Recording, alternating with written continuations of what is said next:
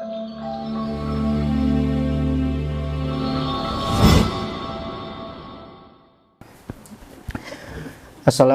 warahmatullahi wabarakatuh.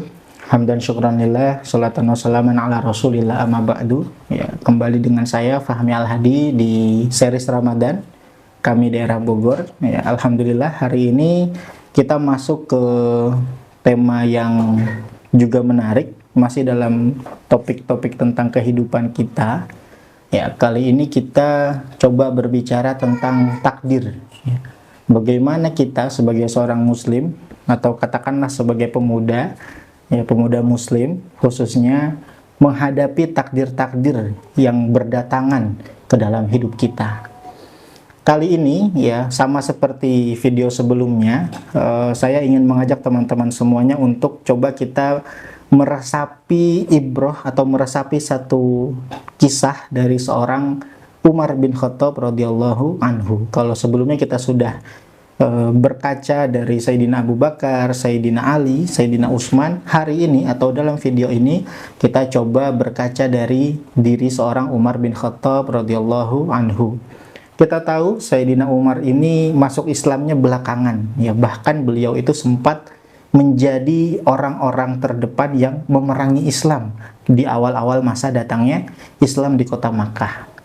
Nah, namun saya tidak ingin masuk dari satu kisah panjang hidup seorang Umar pada masa bersama Rasulullah. Saya ingin masuk kepada satu masa di mana saat Umar radhiyallahu anhu ini menjadi khalifah. Ya, kita tahu saat beliau menjadi khalifah itu begitu banyak perluasan wilayah yang terjadi sehingga Islam semakin meluas, Islam semakin tersebar hampir di seluruh Jazirah Arab khususnya, dan mulai masuk ke beberapa wilayah dunia lainnya.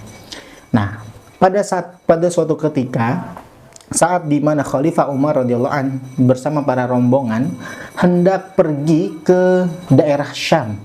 Di mana itu Syam? Syam itu kalau kita sekarang berbicara mungkin Palestina, ya mudahnya seperti itu. Jadi saat Sayyidina Umar radhiyallahu an ini pergi ke Syam, pada saat itu ada seorang sahabat yang memberitahukan kepadanya, wahai Khalifah, sungguh di kota Syam sana atau di wilayah Syam sana terdapat satu wabah, atau di sana sedang ada wabah singkatnya. Nah, pada saat itu Sayyidina Umar menerima informasi tersebut, ya seakan menerima satu takdir atau ketentuan Allah Subhanahu wa taala bahwa tempat tujuan yang ingin beliau datangi itu saat ini sedang terkena atau dalam kondisi tersebarnya wabah.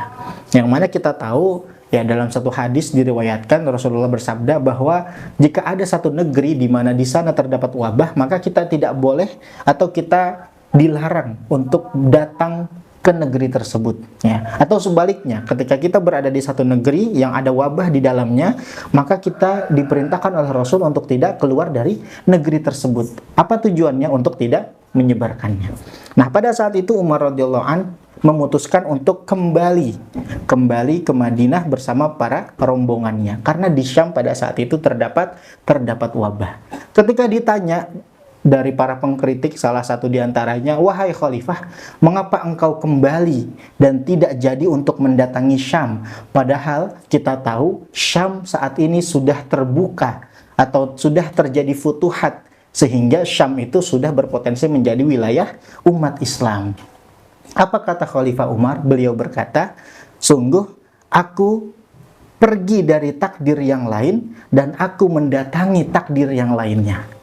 Nah, ini menarik ya, bagaimana seorang Khalifah Umar radhiyallahu an mengartikan atau menghadapi takdir yang ada di hadapannya itu dengan pemahaman yang paripurna, bahwasanya segala yang terjadi di hadapan kita itu tentu atas kuasa dan izin Allah Subhanahu wa taala. Namun kita sebagai manusia, sebagai perspektif seorang hamba, harus memiliki perspektif bahwa kita itu diberikan pilihan-pilihan untuk memilih takdir atau untuk memilih upaya mana yang ingin kita lakukan agar kita mampu mencapai satu takdir tertentu yang sudah ditetapkan oleh Allah Subhanahu wa taala. Contoh misal, Allah mentakdirkan api itu menjadi satu zat yang panas.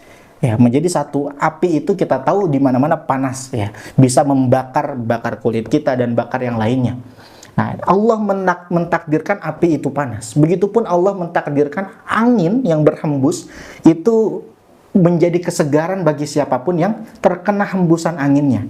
Nah, kita sebagai manusia diberikan pilihan oleh Allah Subhanahu wa taala untuk menentukan apakah kita ingin menyentuh api atau kita ingin mendatangi angin.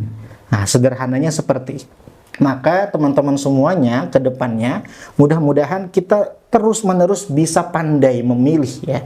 Bisa pandai mengambil pilihan untuk sama-sama berupaya menuju takdir yang sudah Allah tentukan, yang itu atas dasar pilihan yang kita pilih, sehingga kita bisa kita dinilai menjadi hamba Allah Subhanahu wa taala yang senantiasa berikhtiar, yang senantiasa berusaha, dan tidak lupa yang senantiasa bertawakal kepada Allah Subhanahu wa taala.